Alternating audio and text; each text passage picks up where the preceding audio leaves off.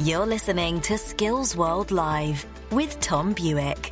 News, views and interviews in association with FE News. Hello, welcome back to the only online radio show connecting the world of FE. I'm Tom Bewick. And in a week when the nation passed a depressing milestone, it's been exactly 6 months since the coronavirus national emergency came into force.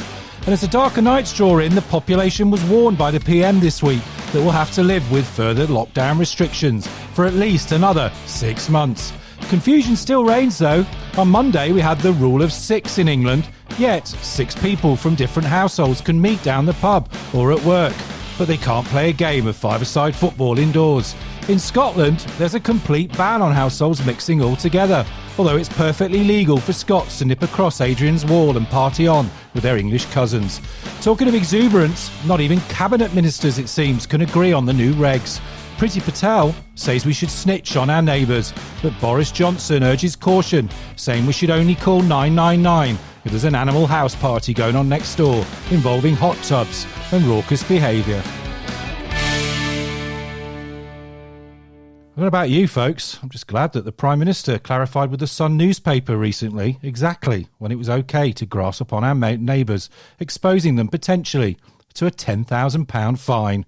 For those that haven't seen the 1978 lurid college comedy Animal House Party, the Prime Minister was referring to a film panned by critics for its binge drinking, drug abuse and creepy sexual antics.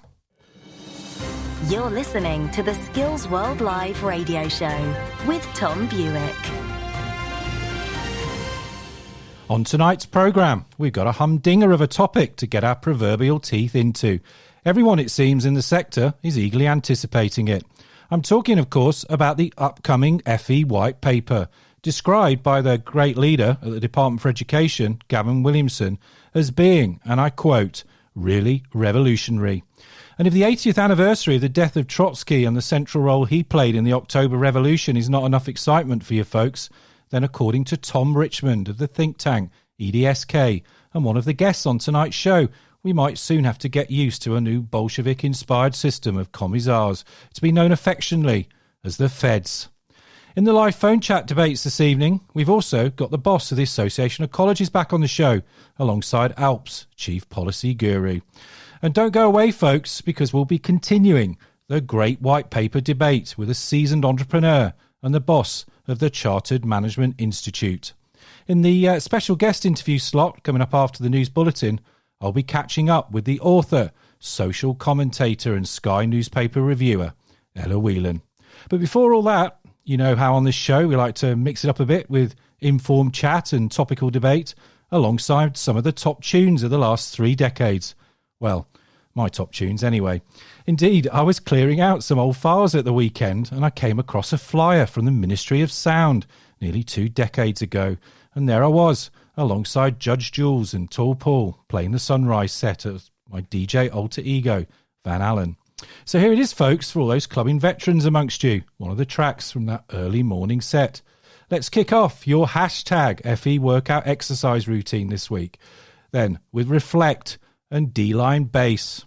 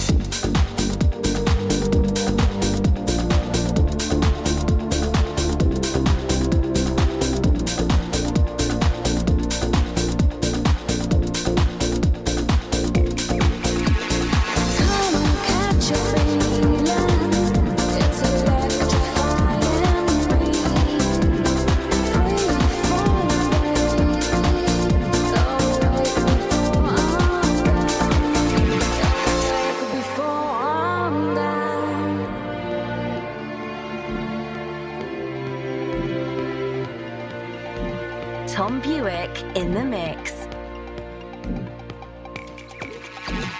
Come and touch me, baby. I need to breathe out. And come to hold me, babe. I need to feel love. I need to feel love. And come catch a fire. Don't let me fade away. And come catch a fire, babe. Don't let me fade away. Come catch a feeling. It's electrifying me. Eyes wide open. I'm dreaming. Waiting for the baby.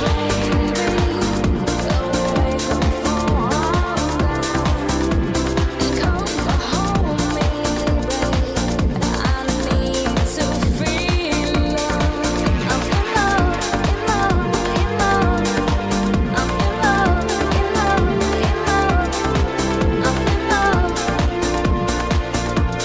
love. I'm in love. I'm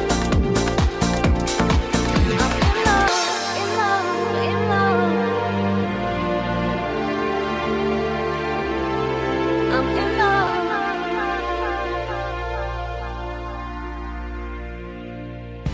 Want to know the future of apprenticeships in England? Then you can't afford to miss this showcase online conference, The Future of Apprenticeships, Delivering the Opportunity Guarantee. Coming up on the 5th of November, join ministers, employers and sector leaders in an interactive debate. Meet with other apprenticeship training providers, endpoint assessment organisations, tutors and apprentices as we recover from the pandemic together. Importantly, find out how the changes to apprenticeships will affect you. Book your ticket today. www.futureofapprenticeships.com. That's futureofapprenticeships.com. Time now to find out what's been making the news headlines in your skills world this week.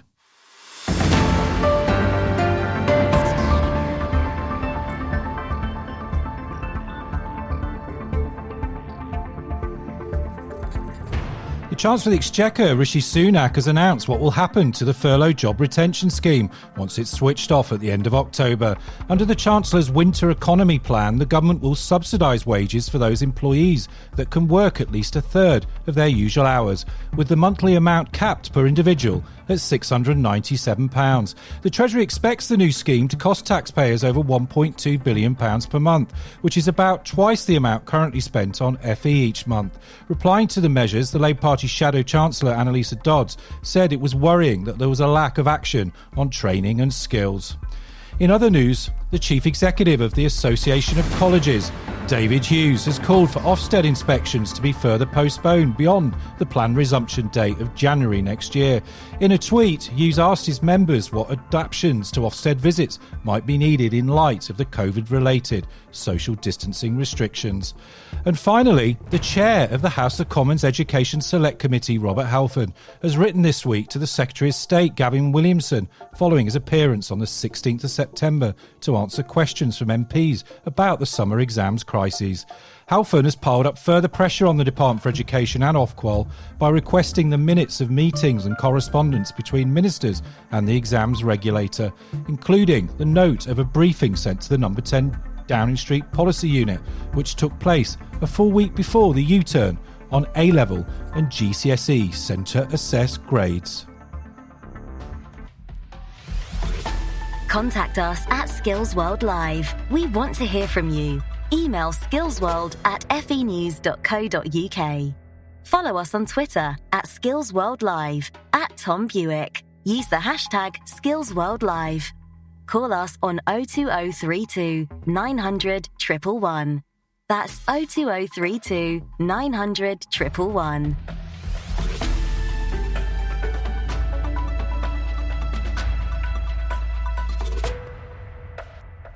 Avid listeners to this show will know that while we spend a fair amount of our time talking to FE sector leaders and voices from across the whole of education, from time to time we also like to invite inspiring people from outside the FE world who, through their distinctive writings and works, help to shape the political and educational outlook of a generation.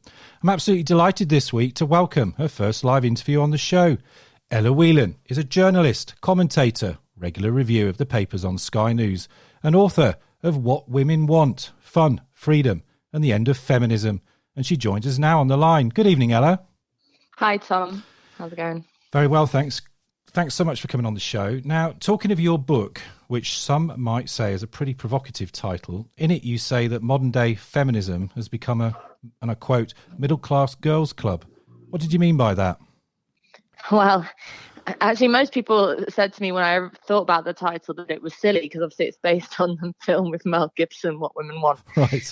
But the message was actually quite serious. And why I called it a sort of middle class girls club is because I think that unfortunately, and the book was actually written 3 years ago, almost 3 years ago last week, so it's out of date in many ways. But the central theme is that contemporary feminism that's been around sort of since the 2010 onwards, has been centered around the views of a very small minority of women, commentators, politicians, professional feminists, I call them elsewhere, who have engaged and indulged in a kind of victim narrative which doesn't serve the rest of women.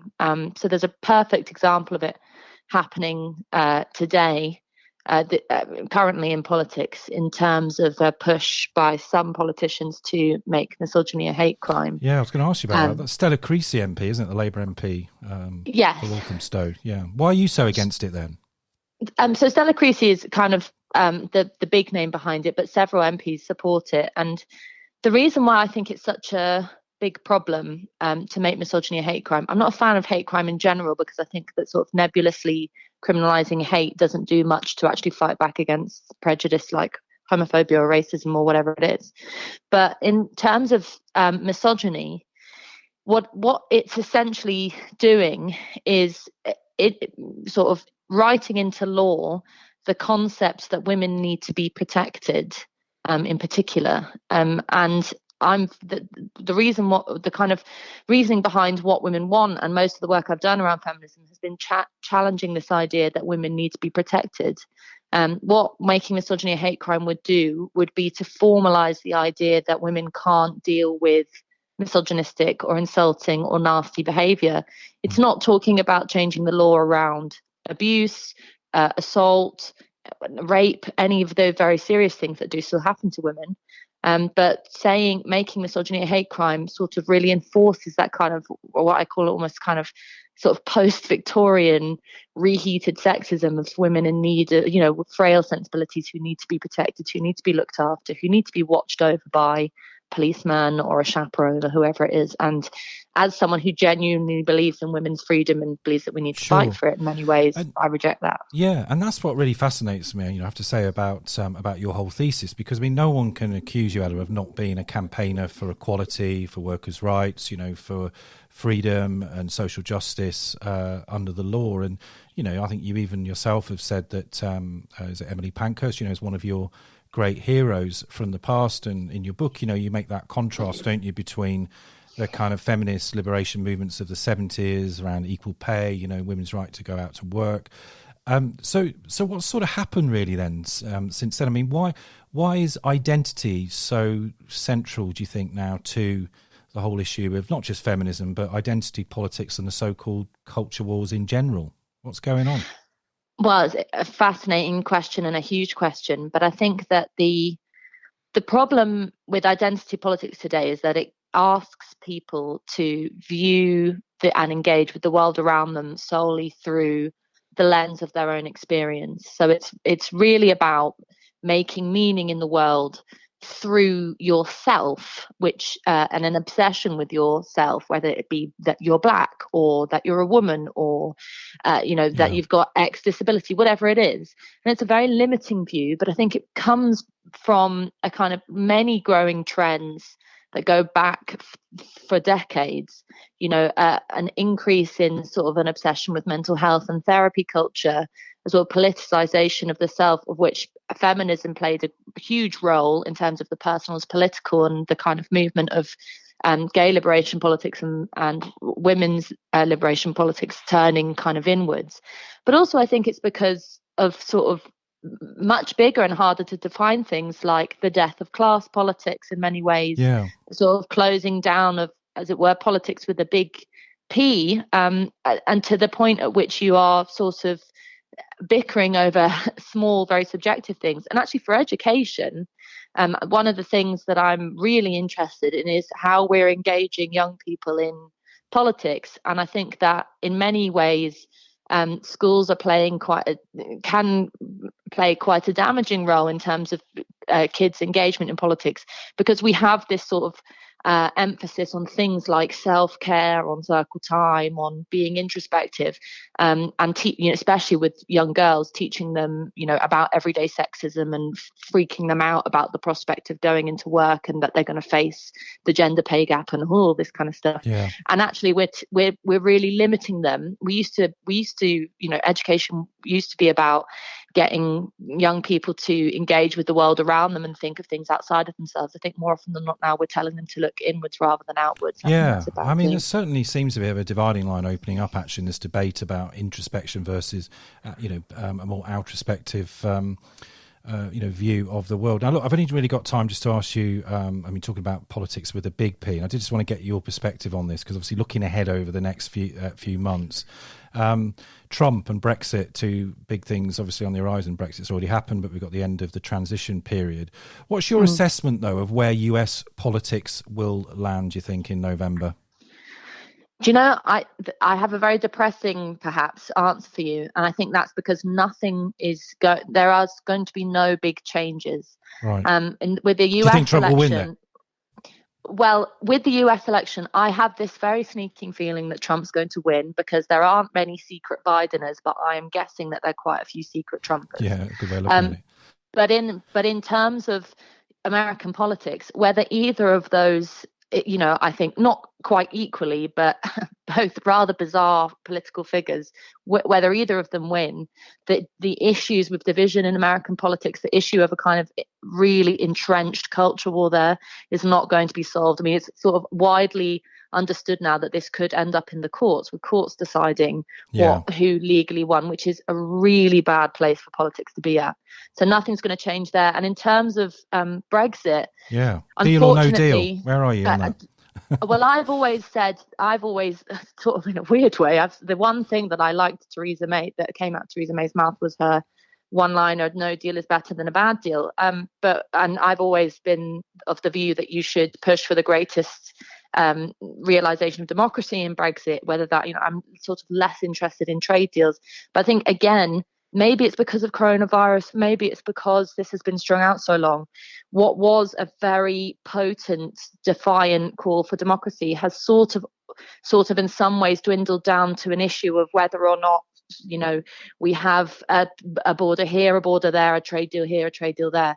And I think what I'd sort of encourage people to see is that actually the Brexit was always going to be a long game. It was always going to be a much broader conversation about democracy. Even if, say, we have no deal and as the sort of more frightened people put it, the trigger is pulled and all that stuff changes practically, the push for greater democratic realization with citizens in this country has to go on. It has to be realised in more than just Brexit. It's the starting point, really, for me. Starting point, and I'm sure that debate will carry on. Ella Whelan, journalist and social commentator, thanks so much for sharing your thoughts with us all this evening.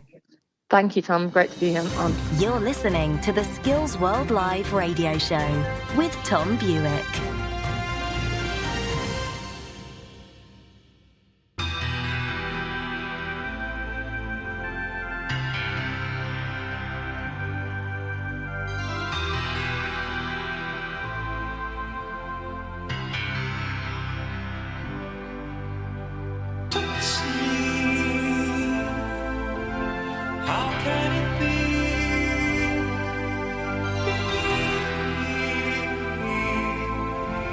sun always shines on TV.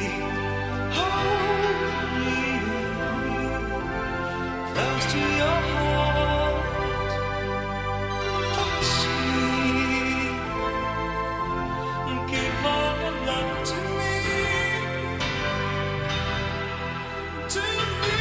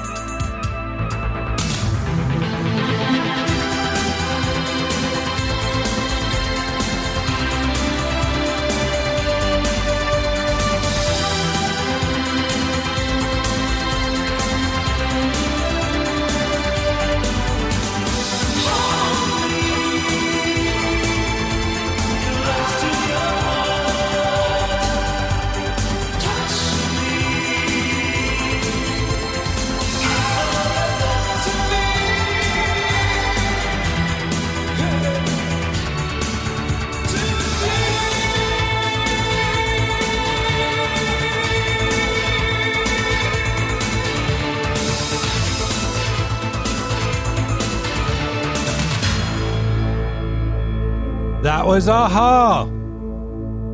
And the sun always shines on TV. Not these days, though, it doesn't. Anyway, do you remember those three Norwegian heartthrobs, Morten, Mags and Paul? That track getting to number 1 in the UK charts in January 1986. Take On Me, perhaps a better-known Aha tune, only got to number 2. Either way, 1986 was a full 6 years before incorporation of FE colleges in 1992. To talk to me about the future of our FE system, including what should be in the upcoming white paper, I'm joined by three gentlemen who, on that subject, should definitely be in the know. Live on the line is David Hughes, Chief Executive of the Association of Colleges, Simon Ashworth, Chief Policy Officer of the Association of Employment and Learning Providers, and Tom Richmond, former Conservative Special Advisor and founder of the think tank EDSK. Good evening, chaps. Good evening, Tom. Good to hear you all. Got all three of you on the line. Fantastic. Tom, let's come to you first. Your EDSK report this week makes several recommendations for the FE white paper, including the creation of a cadre of further education directors, what I called at the top of the show affectionately, the Feds. Why is this new layer of bureaucrats in the FE system needed, do you think? It's a really good question, and I think that comes back to the big issue, really, which is what are the problems this upcoming FE white paper is going to try and solve. And for that, when we were writing the report, we not only did we speak to a huge range of experts, but of course we went back to very important documents like the Auger Review of Post-18 Education last year, which was very keen to raise the profile and stature of the FE sector, which I think a lot of people would agree with. But they raised a lot of concerns about how colleges are run and organised in England. So they didn't think the FE sector had a clear enough purpose. They were worried about patchy geographical provision. They were worried about nearby institutions duplicating courses and there not being enough specialisation and partnerships. And so, there's got to be better coordination, we thought. There's got to be more colleges working together rather than pulling apart. There's got to be more collaboration rather than competition. And that's very much where our report came from. Yeah, there's at least two C's you use there. There's the coordination, there's the collaboration. Very few people probably would disagree with that. But then there's this other word I think is quite important, which is control. And you're saying that there's, potentially issues there and concern about how FE colleges are run. But I suppose all I was asking is, why do you think that this layer essentially above college principals, above college boards, how does that solve the problem? So the way that we looked at it was there's obviously this links into a really big question around autonomy. So when we talk about autonomy for colleges, what do we really mean? And of course, being autonomous from government is what a lot of people refer to when they talk about autonomy. But the more experts that we spoke to, both inside and outside the sector, and indeed looking at the Auger Review as well, what we found in too many cases, we thought, was that this autonomy is leading to some really unhelpful consequences, particularly around this excessive competition point. And our concern was that asking individual colleges around the country to collaborate more, if you just ask them, well, some will say yes, but some might say no. And of course, if you have some colleges collaborating and some not, have you really taken the sector far enough forward?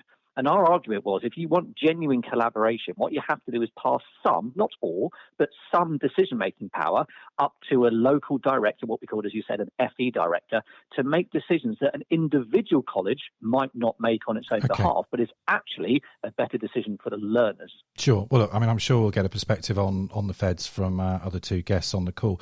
David, the Chancellor today has announced continued emergency support for British workers with a wage subsidy scheme costing over £1 billion per month, as I said, twice that of what we spend on FE colleges each month. With the cancellation of the November budget and the pushing back of the spending review, are you and your members not worried that the promised additional investment in FE colleges and therefore will be in the white paper? It just may never arrive, or pushed into the long grass anyway. Well, certainly worried about it, Tom, and who wouldn't be? We've waited 10 years and suffered from 10 years of austerity and difficulties, and we were expecting before the pandemic hit that this autumn we'd start to see the sunny uplands, so definitely worried about it. I think that it's worth saying though, the government's still got really big issues to face where colleges are going to be essential. The two I'd highlight are they've got a commitment to levelling up people and places that they made in their election manifesto only 10 months ago. They're still committed to that. College funding is essential to deliver. The second is Brexit, dare I say, where we know that employers are going to be struggling next year to recruit the skilled people they need. And therefore, we need more investment in colleges to deliver the training to individuals who can fill those skilled jobs. So that big structural change hasn't changed. The sectors might have changed, but we know in NHS, social care, logistics, digital, construction, infrastructure, college training and development, particularly at levels 3, 4, 5, are going to be essential. So, I think that investment will come. It is a bit frustrating. We said in response to today's job support scheme that there should be a JTS. We had the job retention scheme, we've got the job support scheme. Let's go to T, a job training scheme, so that people who are working part-time or made redundant can get training whilst they're not working full-time. Wouldn't that be great?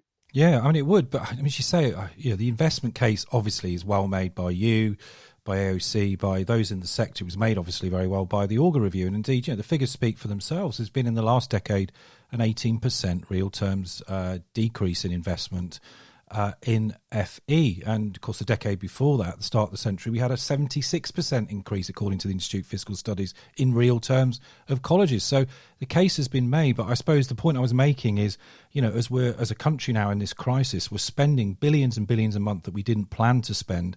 Ultimately, there's going to be a reckoning, isn't there? And there's going to be, I hope not a new age of austerity, but certainly perhaps some of the big programmes and ideas and schemes that are in the Tory manifesto in December just may not see the light of day. I don't know. I'm not sure. I'm not as pessimistic as that, because I think if you look at all of the polling the Tory party did last year before the election, it showed that their core voters, both their existing or traditional ones and the new ones, really wanted to see more investment in technical education as well as higher education and universities. But there was a strong push to get more money for people who didn't go to university, if you want to put it in the common parlance. I think that remains, and I think the government will honour that commitment because they want to make sure those voters stay Tory voters. Sure. Well, I'm sure my colleagues in the sector media will be asking Gavin Williamson the question, is October still the publication date for the FE white paper? Now, Simon, let's get you into this debate. What's your perspective on Tom Richmond's Feds? Well, I think it's an interesting concept, isn't it? I think we've got a slightly different approach to, certainly the adult education side. I think, we've come a long way on apprenticeships moving to a demand-led system, and I think certainly on the adult education space, the FE reform is a real opportunity to make a bold move and move to a more demand-led system. And I think individual learning accounts having a slightly different control. So we'd probably come at it from a slightly different angle, I guess, from what Tom was pitching for. Yeah, I mean, your new boss, Jane Hickey, she told the select committee that she thought actually more investment should go into individuals rather than institutions. I mean, this doesn't, the EDSK example doesn't particularly sound like a very individually responsive. I mean, maybe, Tom, you want to come back on that. But, Simon, just give me your quick perspective on that. Is it individuals or institutions in the white paper? Oh, it's definitely about individuals. So we think that the funding should follow the learner. We shouldn't be afraid of competition. And, we believe in having a responsive provider market, which is most effective in supporting individual employer needs. And for us, I think it's about individual skills accounts would empower learners to have much more choice around where they can access their lifelong learning. Yeah. Tom, in your report, you talk about actually individual education budgets. Do you think the idea of individual purchasing power, though, is compatible with also the notion of greater control from the centre, coordination through the Feds or whatever structure? Do you think those two objectives are compatible going forward? Yeah, very much so. And the individual purchasing power, we think, is a hugely exciting and important idea. But our further education director proposal was much more, like you say, it's around coordination. So the examples that the Auger Review talked about in London and Manchester, where you have, 30 or 40 colleges, in many cases offering very, very similar courses and very, very similar provision, even though they're right next to learners and very short travel to learn distances. And our question is very simply, well, is that the most sensible approach? With ultimately, we're obviously hoping there's more funding in the FE sector, but there will still be a finite amount of funding. How can we get the best value? How can we get the best selection of courses and specialisms in an area, not just in an individual college, but in an area? And we think that FE director needs to be that guiding hand to say, we want this college to be more specialist in this one to be more specialist in this, and then the individuals still can use their purchasing power to get the training that they want. We think that duplication point is a really serious issue when the resources are limited. David, final word to you. I mean, you were the equivalent, arguably, of a Fed, weren't you, as Regional Director in the Learning and Skills Council? I mean, would you welcome a new structure like this in the white paper? Look, the one thing I'd say is that, I mean, there's a lot of agreement amongst us, I think. I think the competition thing between providers has led to too many low-level courses being offered, too many low-cost courses being offered, and not enough of the specialist stuff where you need kit, equipment, and specialist staff who might be paid more because they're in short supply in the labour market. So, I'm with Tom on that we need a coordination of specialism, but that doesn't at all mean you can't give purchasing power to individuals to make choices about where they go. I think both are happening. The bit I think the debate we need to have, helped by Tom's EDSK report, is how do you get colleges to collaborate and work together and agree who does what? How do you get colleges to focus on their mission? And I think you do that by incentives. You do it by better accountability. You do it by clearer regulation. You do it by giving them a duty to collaborate with each other. You set a national plan and say what the growth sectors in the economy are, what kind of lifelong learning we need, how we want to level up. And you then ask areas to come up with plans, not, how many hairdressers in places they'll have or how many bricklayers they'll train, but capacity plans and mission-focused plans about which are the right. I was in West Yorkshire this morning virtually talking about their new plan. I was saying, if they want to repurpose and kind of green all of the houses, we're talking 30,000 jobs. What we need is to agree which colleges and which providers are going to help deliver the skills for that and then invest in them. We don't want everyone competing for that, but the individuals should have some choice if they go to college A or B or provider B or C. It's kind of so I think you must have both. I think where we need the debate is how do you drive that collaboration? Do you need an intermediary or someone to tell colleges what to do? I don't think you do. What I think the white paper will say is colleges are different to independent training providers. They're essential local institutions. They're strategic players, and we need to give them more strategic role and duty to work with others at local level, and they need to step up to that because lots of them can do it, but we need everyone to do it. Well, I know that the white paper is being drafted while we speak. Whether it will be published in October or a later date, well, of course, that's a moot point and we'll find out soon. Brilliant debate, all of you. David Hughes of the Association of Colleges and Simon Ashworth of the ALP, and, of course, Tom Richmond from EDSK. Thanks, chaps, for giving me your time this evening. Cheers, Tom. You're listening to the Skills World Live radio show with Tom Bewick.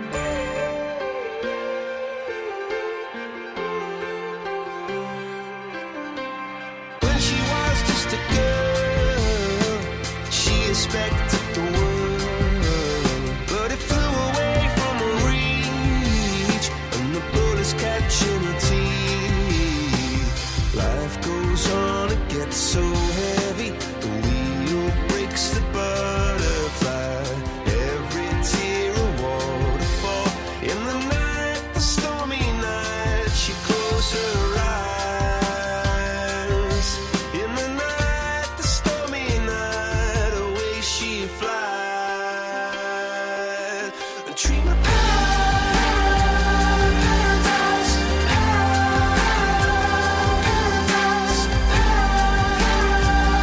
paradise. Oh, should dream of paradise,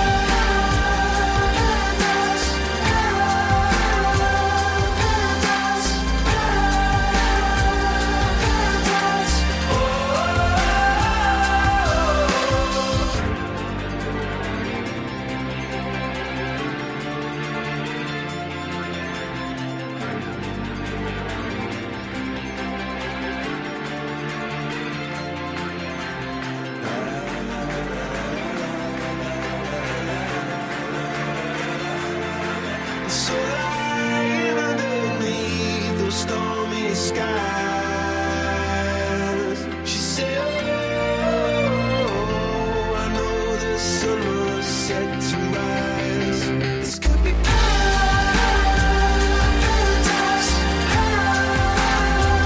paradise, could be paradise. Oh, this could be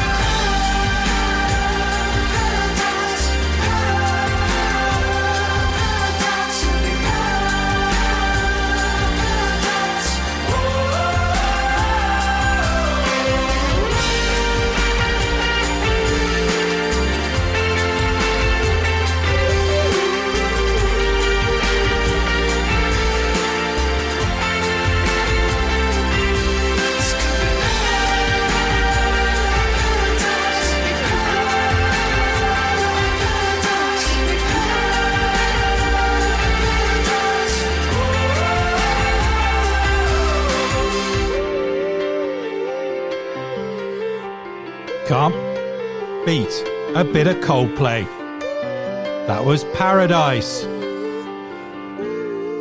Paradise indeed. Not that looking out of my man cave studio window right now, I can see anything other than dank, grey, slushy, wet weather. Joining us now to continue tonight's debate on what should be in the FE White Paper, I'm overjoyed to have on the line two people who come at this topic from an entrepreneur's and top management perspective. I'm referring to the business builder, Anthony Impey. Good evening, Anthony. Hi there, Tom. How are you? I'm very well, thanks. And the chief exec of the Chartered Management Institute's joining us, Anne Franke. Welcome to the show, Anne. Thank you, Tom. Thanks for having me. Yeah, great to have you. Now, Anthony, I'd like to ask you first. What's your main ask of the FE White Paper? Well, I think we have to really look at what employers want and what they desperately need in these challenging times. And I think the crisis is creating some of the toughest conditions of a generation for business leaders across the country. And I think that has shifted their focus on the kind of skills they need. And the kind of skills they need are kind of the entrepreneurial skill sets, the skills that entrepreneurs have used for years and years and years, because they're kind of used to operating in environments of uncertainty, and now we're all operating in this hugely uncertain future. And so I think organisations need a skill set that enables them to adapt quickly, to innovate quickly, to change, to be incredibly agile. And so I think that in itself then drives the kind of skills that the FE sector needs to be gearing up to provide, because if it doesn't, it will become irrelevant very, very quickly for employers. Employers are fighting for survival at the moment. Yeah. And the way they're going to get out of this crisis is through developing core skills, these kind of entrepreneurial skills in their organisations. Indeed. Anne, how about you? What do you want from the FE White Paper? So, Anne, sorry, yeah. Anne, sorry, I beg your pardon. Yeah. Yeah.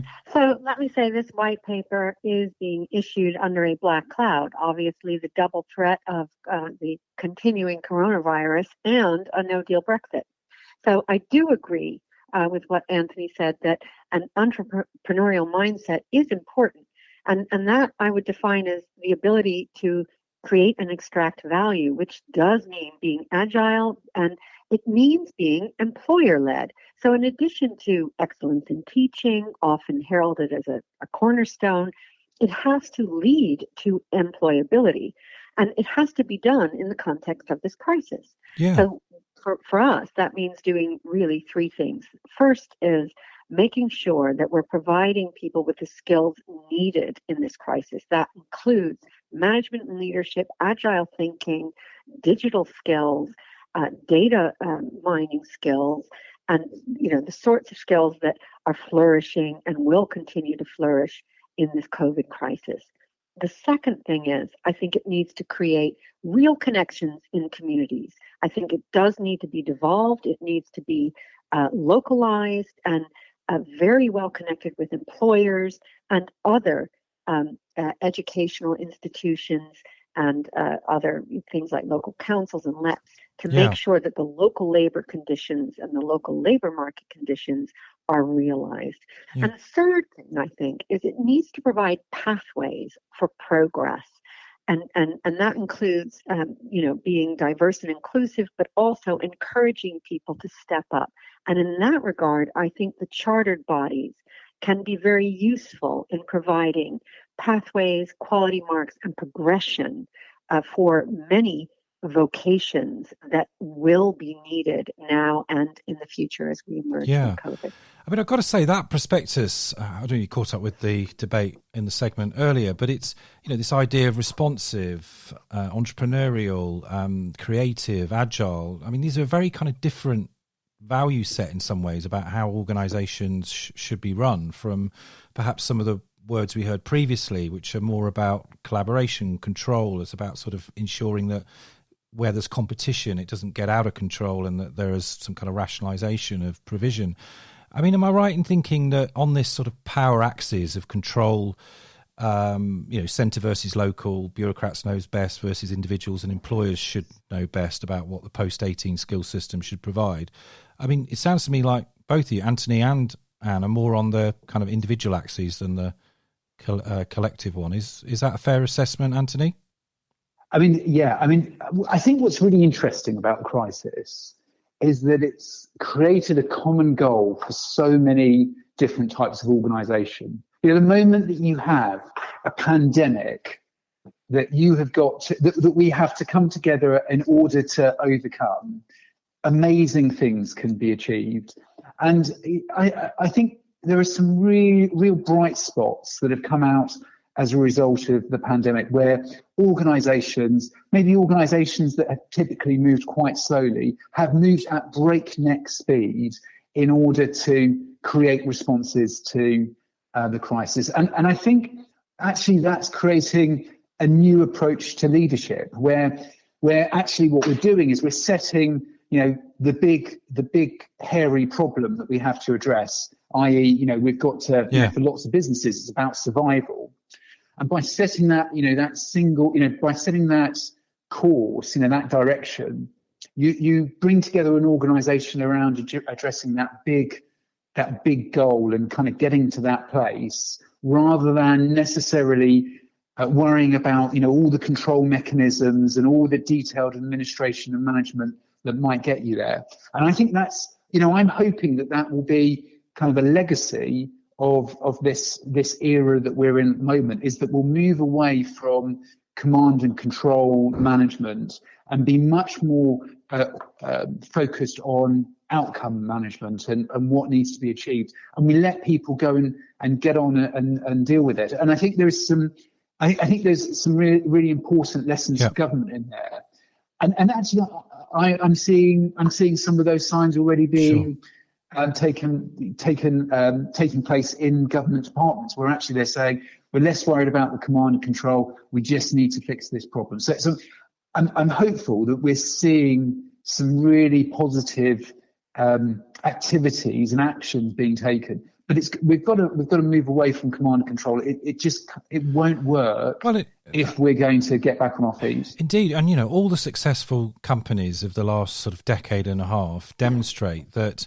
Of course, people have to operate within so-called bounded freedoms. Companies do need to have very clear organisational visions and missions and all the rest of it. And ultimately, they need to have paying customers or someone like the government that's prepared to pay for you. I mean, I'm reading the Netflix book story at the moment, and which one are you reading? Well, it's the one No Rules, and essentially, that fascinating story in there about how the CEO of Netflix went to Blockbuster back in the early 2000s with a sort of bit of a proposal. At the time, they were just posting those those DVDs on mail order through our doors.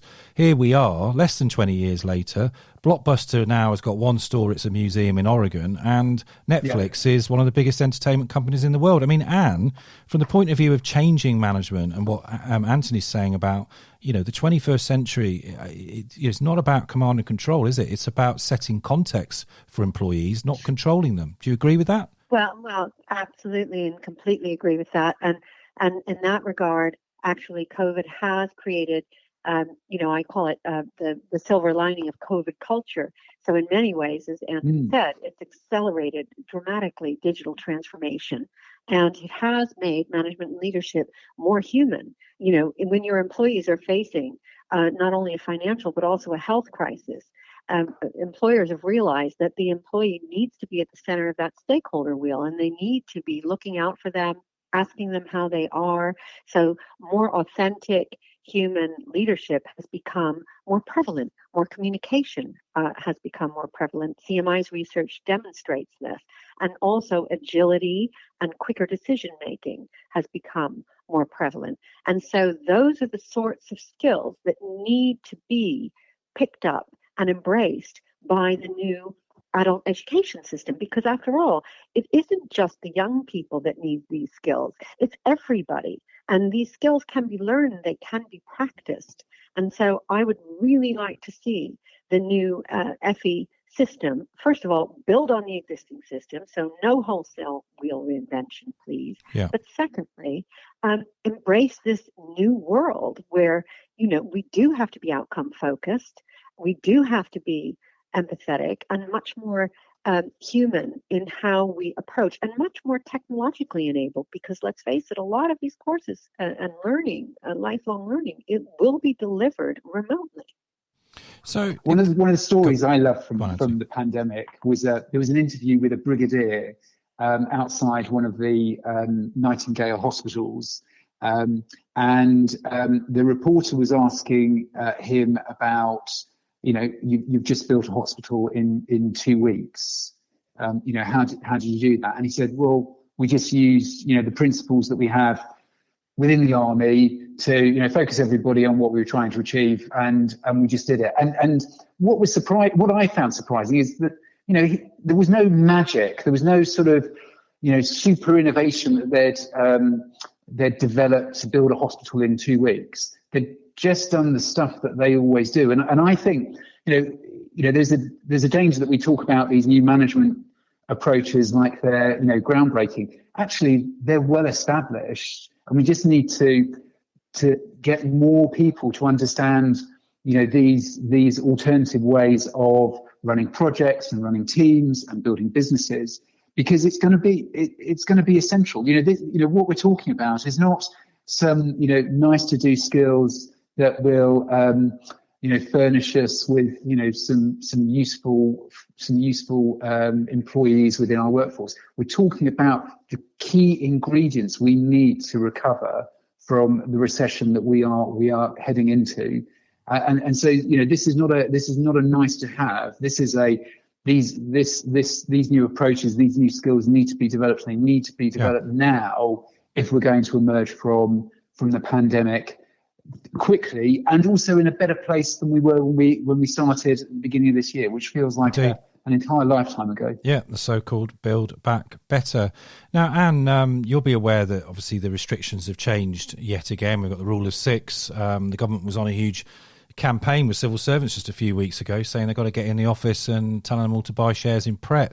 I mean, presumably you're quite pleased, Di, with the latest guidance, which is now saying if you can work at home, if you're an office worker, obviously not everybody can work at home. We rely on a lot of key workers, the delivery drivers, the supermarket workers, etc., etc. But presumably you must be pleased that the government's sort of gone back to saying actually it's on a needs must basis, people going into work?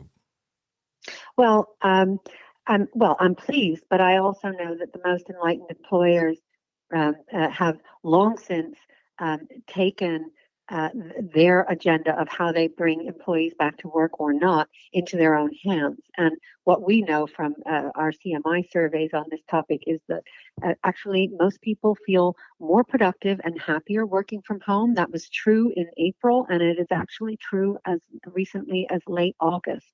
So a lot of people who were very skeptical, a lot of naysayers about flexible working, have been forced to recognize that indeed it works. And you can, run a major university, you can print a daily or actually a digital newspaper, you can chair a board meeting, run a FTSE 100 company remotely. And that's very important. What I would say is that another key element of the build back is I would encourage, and Britain, I think, has a really good shot here. And again, the FE Colleges Network can play a huge role in this to create a very progressive, but also diverse and inclusive economy. And we know that women and minorities have been disproportionately affected by this crisis. Many of them are in sectors that have been decimated, like hospitality and retail. Yeah. And so the Build Back Better needs to have a particular focus. And any FE white paper needs to, in my view, have a particular focus on retraining those hardest hit by this crisis in sectors that have been decimated and giving them the skills we've been talking about, like agility, management leadership, and digital, to enable them to fully participate in what will then lead to a more productive economy, because as we know, diversity delivers results. Indeed. Anthony, final word to you. I mean, if every employer that has an office workforce takes the view that actually we can close up this office wherever in a market town or in a city in our country and have everybody working via Zoom and remotely from home, I mean, that's going to devastate the supply chain that relies on those office workers, isn't it? I mean, back to Anne's point, if that is the case, if we're going to see a much smaller service sector in the future, not least because of changing behaviours of going out to work or not going out to an office, what skills, where are those jobs going to be created and what skills do we need for them? Finally, 30 seconds. So I think two things. One is, I think it's still too early. I think we're still in a bit of a honeymoon about the pandemic. I think, if the pandemic, if we were still here in 5 years' time, I think we would adapt and we would work. The way we work wouldn't just be working from home. It would be a hybrid of, working in different places, because that's actually, people work in different environments. But I also think, there is the reality of the situation we're in is that we just don't know how things are going to go back, and if they ever go back to any sense of normality. So, I think there is the big challenge, and the big challenge for every business leader is to be able to respond to an environment where actually we might not go back to normal for a very long period of time. Anthony Impey, thanks for coming back on the show. And Franke, thanks for your first appearance. Really appreciate your thoughts this evening.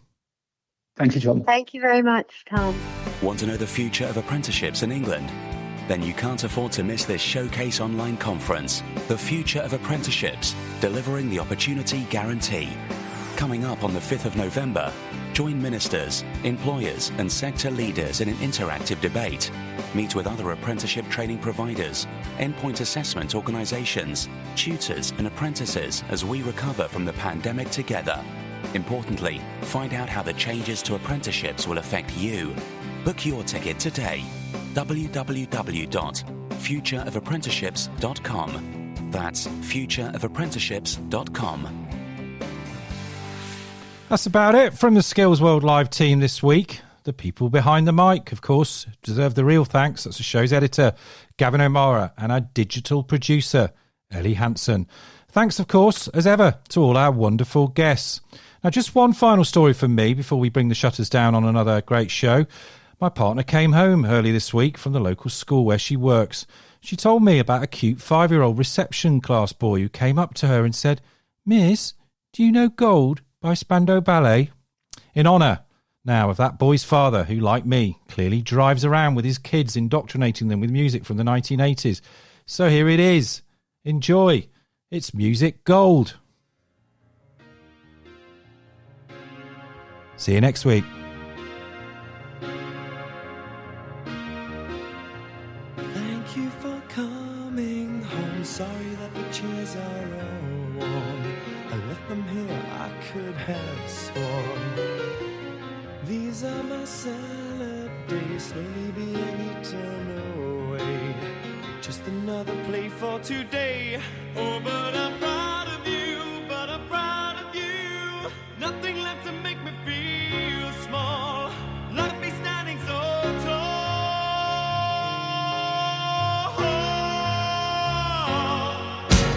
Gold heart, always believe in your soul.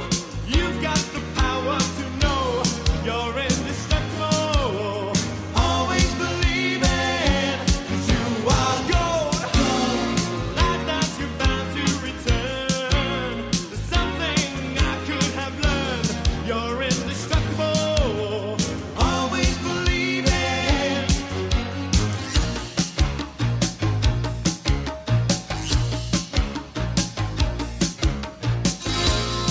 After the rush has gone, I hope you find a little more time. Remember we were partners in crime.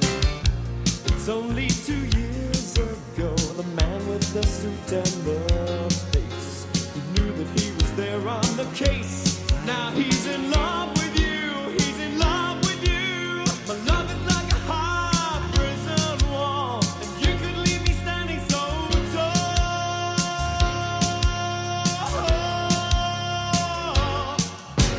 Gold heart, always believe in your soul. You've got the power to know you're indestructible. Always believe it, 'cause you are gold. Remember to subscribe to Skills World Live at fenews.co.uk or just download the show from any one of your favourite podcasting sites, including iTunes, Spotify and Spreaker. Your world, Skills World.